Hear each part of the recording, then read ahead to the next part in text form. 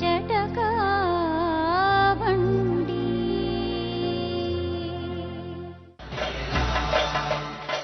ನಂದಿನಿ ಮದುವೆ ವಿಶೇಷ.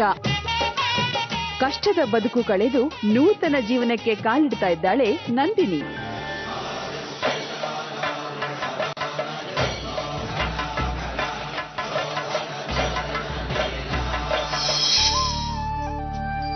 ಪ್ರೀತಿಯ ವೀಕ್ಷಕರೇ, ಈ ಹಿಂದೆ ನಮ್ಮ ವೇದಿಕೆಯಲ್ಲಿ ನಂದಿನಿ ಅನ್ನೋ ನೊಂದ ಹುಡುಗಿಯ ಕಷ್ಟದ ಬದುಕು ಹೇಗಿತ್ತು ಅನ್ನೋದರ ಬಗ್ಗೆ ಒಂದು ಮೆಲುಕು ಹಾಗೂ ಅವಳ ಭವಿಷ್ಯದ ಜೀವನದ ಬಗ್ಗೆ ತೆಗೆದುಕೊಳ್ಳೋ ನಿರ್ಧಾರಗಳೇ ಇಂದಿನ ಸಂಚಿಕೆ.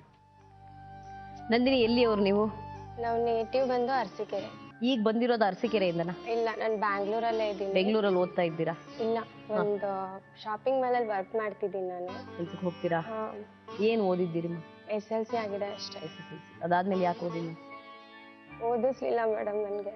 ಯಾರ ಜೊತೆ ಇದ್ದೀರಿ ನಂದಿನಿ? ನಾನೀಗ PG ನಲ್ಲಿ ಇದ್ದೀನಿ. ನಾನು 10th ತನಕ ನಮ್ಮ ಅಜ್ಜಿ ಮನೇಲೇ ಇದ್ದೆ. ಆಮೇಲೆ ನಮ್ಮಮ್ಮನ ಮನೆಗೆ ಬಂದೆ. ನಮ್ಮಮ್ಮ ಕರ್ಕೊಂಡು ಬಂದ್ರು. ಅಲ್ಲಿ ನಮ್ಮಮ್ಮ ಬೇರೆ ಮದ್ವೆ ಆಗಿದ್ದಾರೆ, ನಮ್ಮ ಅಪ್ಪಾಜಿನೂ ಬೇರೆ ಮದ್ವೆ ಆಗಿದ್ದಾರೆ. ನಂದಿನಿ ನಿಮ್ಮ ಮಗಳು ಹೌದೋ ಅಲ್ವೋ? ನಮಗೆ ಗೊತ್ತಿಲ್ಲ ಮಾತು. ಗೊತ್ತಿಲ್ಲ ನನಗೆ. ಆ ಮಗು ಜರ್ಣ ಅನ್ಸೋದೇ ಗೊತ್ತಿಲ್ಲ, ಜರ್ಣ ಆಗಿರೋದೇ ಗೊತ್ತಿಲ್ಲ. ನಮ್ಮ ಅಮ್ಮನ ಕಾಂಟ್ಯಾಕ್ಟ್ ಇದೆ ನನಗೆ. ಅಮ್ಮನ ಮನೆಗೆ ಬಂದೆ. ನಮ್ಮಮ್ಮ ಇನ್ನೊಂದು ಮದುವೆ ಆಗಿದ್ದಾರಲ್ಲ, ಅದಕ್ಕೆ ಅಲ್ಲೇನೋ ಪ್ರಾಬ್ಲಮ್ ಆಯಿತು. ನಾನು ಇದ್ದಿದ್ರಿಂದ ಅವರಿಬ್ಬರಿಗೂ ಪ್ರಾಬ್ಲಮ್ ಆಯಿತು ಅಂತ ನಮ್ಮಮ್ಮ ನೀನು ಅಜ್ಜಿ ಮನೆಗೆ ಹೋಗ್ಬಿಡು ಅಂತ ಹೇಳಿದ್ರು. ನಾನೇನು ಕೇಳ್ತಿದ್ದೀನಿ ಅಂದರೆ, ನನಗಾರು ಮದುವೆ ಮಾಡಿಸಿ, ಈಗ ತಂದೆನೇ ಅಲ್ಲ ಅಂತಿದಾರಲ್ವ, ನನಗಾರು ಮಾಡಿಸಿ, ನನಗಾರು ಏನಾರು ಹೆಲ್ಪ್ ಮಾಡಿ ಅಂದರೆ ಇಲ್ಲ ಆಗಲ್ಲ, ನೀನು ನನ್ನ ಮಗಳೇ ಅಲ್ಲ ಅಂತ ಹೇಳ್ತಿದ್ದಾರೆ. ಅಜ್ಜಿಗೆ ಇನ್ನೂ ಇಬ್ರಿಗೆ ಮದುವೆ ಮಾಡಿಸ್ಬೇಕು. ನಮ್ಮ ಅಜ್ಜಿ ನಮ್ಮ ಮಾಮಂಗೆ ಮದುವೆ ಮಾಡಬೇಕು, ನಮ್ಮ ಚಿಕ್ಕಮ್ಮಂಗೆ ಮದುವೆ ಮಾಡಿಸ್ಬೇಕು.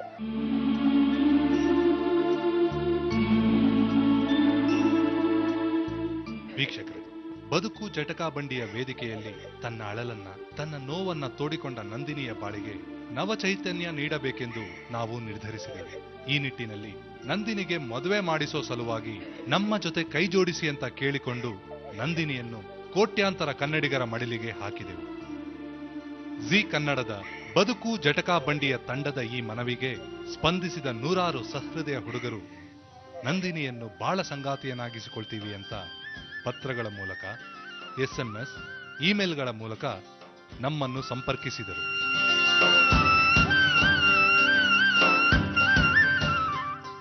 ಇಂತಹ ಅದ್ಭುತ ಪ್ರತಿಕ್ರಿಯೆಯನ್ನು ಕಂಡ ನಾವು ನಂದಿನಿಯನ್ನು ಮದುವೆ ಆಗೋ ಹುಡುಗನ ಆಯ್ಕೆಗೆ ಒಂದು ಸ್ವಯಂವರವನ್ನೇ ಮಾಡಬೇಕೆಂಬ ತೀರ್ಮಾನಕ್ಕೆ ಬಂದೆವು.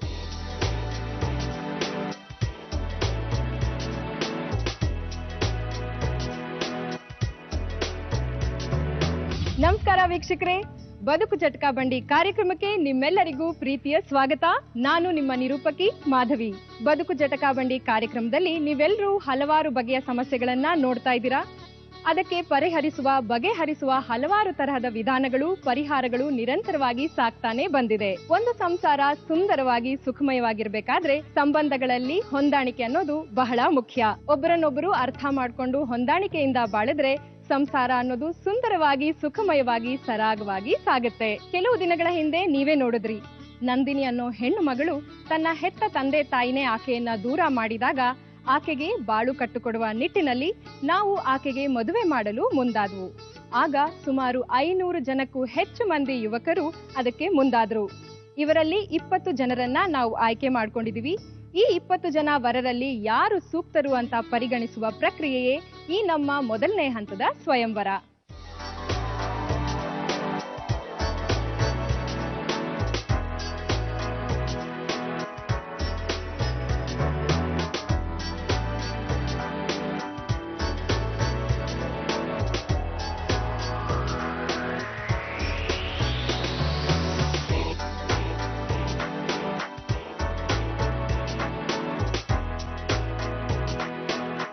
ಇಷ್ಟೊಂದು ಹುಡುಗರು ಬಂದಿರೋ ಈ ಸ್ವಯಂವರದಲ್ಲಿ ಯಾರ್ಯಾರು ಎಲ್ಲೆಲ್ಲಿಂದ ಬಂದಿದ್ದಾರೆ, ಅವರೆಲ್ಲ ನಮ್ಮ ನಂದಿನಿಯನ್ನು ಮನವೊಲಿಸೋಕೆ ಏನೆಲ್ಲ ಮಾಡ್ತಾರೆ ನೋಡೋಣ ಬನ್ನಿ.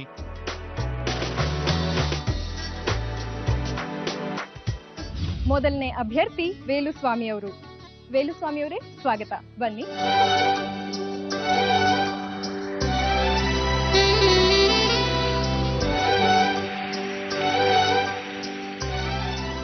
ಮಾಡ್ಕೊಂಡಿದ್ದೀರಾ ವೇಲ್ಸ್ವಾಮಿ ಅವರೇ ನೀವು? ನಾವು ಅಗ್ರಿಕಲ್ಚರ್ ಪರ್ಪಸ್ ಮಾಡ್ಕೊಂತೀವಿ. ಹಾರ್ಟಿಕಲ್ಚರ್ ಅಲ್ಲಿ. ಹ್ಞೂ. ಓಕೆ. ಎಷ್ಟು ವರ್ಷದಿಂದ ನೀವು ಕೆಲಸ ಮಾಡ್ಕೊಂಡು ಬಂದಿದ್ದೀರಾ? ಸುಮಾರು ಈಗ ಒಂದು 4-5 ವರ್ಷ ಆಯ್ತು ಅಷ್ಟೇ. ನಂದಿನಿ ಬಗ್ಗೆ ನಿಮ್ಗೆ ಏನ್ ಅನ್ಸುತ್ತೆ? ಟಿವಿಲಿ ನೋಡಿದ್ದೀರಾ? ಆಕೆ ಬಗ್ಗೆ ತಿಳ್ಕೊಂಡಿದ್ದೀರಾ? ಅದೇ ಮೇಡಮ್, ನಂದಿನಿ ಬಗ್ಗೆ ನಾನು ಟಿವಿ ಪ್ರೋಗ್ರಾಮ್ ನೋಡಿಲ್ಲ, ಬಟ್ ನಮ್ಮ ಬ್ರದರ್ಗಳು ಅವರೆಲ್ಲ ನೋಡಿದ್ರು. ಪಾಪ ಈ ಥರ ಐತಲ್ಲ ಅಂತೇಳಿ ಪೊಸಿಷನ್ನಾಗ ಅವಾಗ ಅಪ್ಲಿಕೇಶನ್ ಮಾಡಿದ್ವಿ ನಾವು.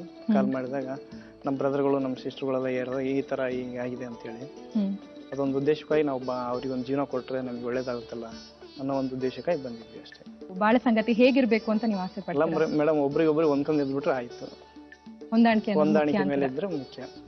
ಮನೇಲಿ ಎಲ್ರಿಗೂ ಒಪ್ಪಿಗೆನಾ? ಮನೇಲಿ ಎಲ್ಲರಿಗೂ ಒಪ್ಪಿಗೆ ಇದೆ ಮೇಡಮ್. ತಾಯಿಯವರು ಬಂದಿದ್ದಾರೆ, ನಮ್ಮ ಬ್ರದರ್ಸ್ ಬಂದಿದ್ದಾರೆ, ಎಲ್ಲರಿಗೂ ಒಪ್ಪಿಗೆ ಇದೆ. ಜಾತಿ ಏನು ಪ್ರಾಬ್ಲಮ್ ಆಗಲ್ವಾ? ಇಲ್ಲ ಮೇಡಮ್, ಜಾತಿ ಪಾತಿ ಏನು ನೋಡಿಲ್ಲ ನಾವು. ಮುಂದೆ ಮದ್ವೆ ಆಗುತ್ತೆ, ಆಕೆ ಕೆಲ್ಸಕ್ಕೆ ಹೋಗ್ಬೋದಾ? ನಿಮ್ಗೆ ಏನ್ ಅನ್ಸುತ್ತೆ? ಇಲ್ಲ ಮೇಡಮ್, ನಮ್ಮ ಮನೇಲಿ ಇದ್ರೆ ನಡೆಯುತ್ತೆ. ನಮ್ಮ ಕೆಲ್ಸಗಳೇ ಬೇಕಾದಷ್ಟು ಮನೇಲಿ ಇದ್ರೆ ನಡೆಯುತ್ತೆ. ಮನೇಲಿ ಇದ್ರೆ ಸಾಕು. ಅಕಸ್ಮಾತ್ ಆಕೆ ಕೆಲಸ ಮಾಡಕ್ಕೆ ಇಚ್ಛೆ ಪಟ್ರೆ ಮಾಡ್ಕೊಳ್ಳಿ ಮೇಡಮ್, ಅಭ್ಯಂತರ ಏನಿಲ್ಲ. ಸೊ ಊರ್ನಲ್ಲೇ ಸೆಟ್ಲ್ ಆಗಕ್ಕೆ ಇಷ್ಟ ಪಡ್ತೀರಾ? ಅಲ್ಲೇ ನಮ್ಮ ಊರ್ನಲ್ಲೇ ಸೆಟ್ಲ್ ಆಗ್ಬೇಕು ಮೇಡಮ್. ಎಲ್ಲ ಫ್ಯಾಮಿಲಿ ಎಲ್ಲ ಅಲ್ಲೇ ಇದಾರೆ? ಫ್ಯಾಮಿಲಿ ಎಲ್ಲ ಬ್ರದರ್, ನಮ್ಮ ತಾಯಿ ತಂದೆ ಅವರೆಲ್ಲ ಅಲ್ಲೇ ಇದಾರೆ. ಒಂದ್ ವೇಳೆ ಮದ್ವೆ ಆಯ್ತು, ಆಗ ಸಂಸಾರದಲ್ಲಿ ದಿನ ಚಿಕ್ಕ ಪುಟ್ಟ ಗಲಾಟೆ ಜಗಳ ಇದ್ದೇ ಇರುತ್ತೆ. ಹೇಗೆ ನೀವು ಅದನ್ನ ಸಂಭಾಲಿಸ್ತೀರಾ? ಇಲ್ಲ ಮೇಡಮ್, ಸಂಸಾರ ಅಂದ್ರೆ ಗಲಾಟೆ ಚಿಕ್ಕ ಪುಟ್ಟ ಇರೋದೇ ಅದು ಒಬ್ರಿಗೊಬ್ರು ಅರ್ಥ ಮಾಡ್ಕೊಂಡು ಸುದರ್ಶನ್ ಹೋಗ್ಬಿಟ್ರೆ ಆತ್ ಮೇಡಮ್. ನಿಮ್ಮ ನೇಚರ್ ಆಫ್ ವರ್ಕ್ ಹೆಂಗೆ? ಅಂದ್ರೆ ಬೆಳಗಿಂದ ರಾತ್ರಿ ಕೆಲಸ ಮಾಡ್ತೀರಾ? ಬೆಳಗ್ಗೆಯಿಂದ ರಾತ್ರಿ ಏನಿರಲ್ಲ ಮೇಡಮ್ ಅಂತ ಬರೀ. ತುಂಬಾ ಜನ ಸ್ನೇಹಿತರಿದಾರ? ಸ್ನೇಹಿತರು ತಕ್ಕ ಮಟ್ಟಿಗೆ ಅದಾರ ಮೇಡಮ್. ತುಂಬಾ ಜನ ಅಂತ ಏನಿಲ್ಲ, ಅದಾರೆ ಫ್ರೆಂಡ್ಸ್ ಅದಾರ ನನಗೆ. ಒಂದ್ ಮಾತು ಕೇಳ್ತೀನಿ, ಹವ್ಯಾಸಗಳೇನಾದ ಇದೆಯಾ? ಹವ್ಯಾಸಗಳು ಏನಿಲ್ಲ ಮೇಡಮ್. ಕುಡಿಯೋದು? ಇಲ್ಲ ಸಿಗರೇಟ್ ಇಲ್ಲ, ಟೈಪ್ ಏನಿಲ್ಲ. ಏನಿಲ್ಲ.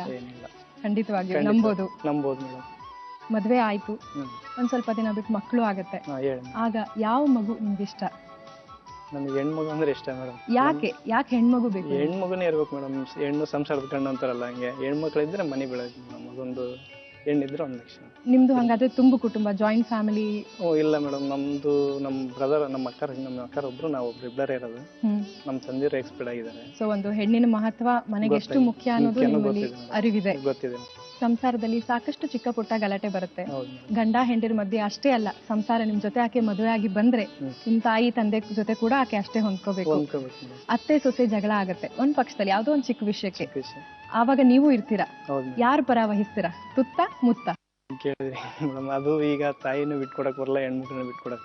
ಅದಕ್ಕೆ ಆ ಪ್ರಶ್ನೆ ಕೇಳಿದೆ, ಅದು ಅಷ್ಟೇ ಇಂಪಾರ್ಟೆಂಟ್ ಮೇಡಮ್. ಈಗ ಇಬ್ಬರಲ್ಲಿ ನಾವೇ ಒಂದು ಇದನ್ನ ನೋಡ್ಬೇಕು ಮೇಡಮ್.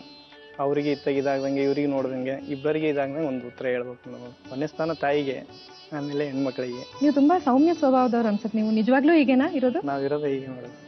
ನಿಮ್ಮ ದೈನಂದಿನ ಜೀವನ ಕೂಡ ನಿಮಗೆ ಸಾಫ್ಟ್? ಇಷ್ಟೇ ಸಾಫ್ಟ್ ಆಗಿರ್ತದೆ. ಧನ್ಯವಾದಗಳು ವೇಲುಸ್ವಾಮಿ ಅವರು.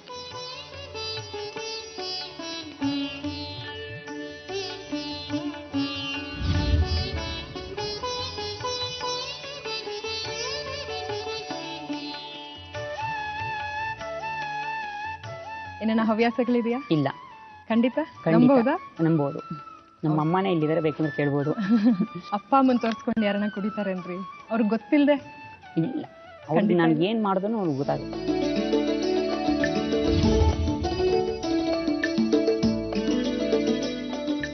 ಕುಡಿತೀರಾ? ಹವ್ಯಾಸಗಳೇನಾದ್ರೂ ಇದೆಯಾ? ಯಾವ ಹವ್ಯಾಸಗಳಿಲ್ಲ, ಆದ್ರೆ ಗುಟ್ಕಾ ಮಾತ್ರ ಹಾಕ್ತೀನಿ. ನಾ ಅದನ್ನೇ ಕೇಳೋಣ ಅಂತಿದ್ದೆ. ಗುಟ್ಕಾ ವ್ಯಾಪಾರ ಮಾಡ್ತೀರಾ?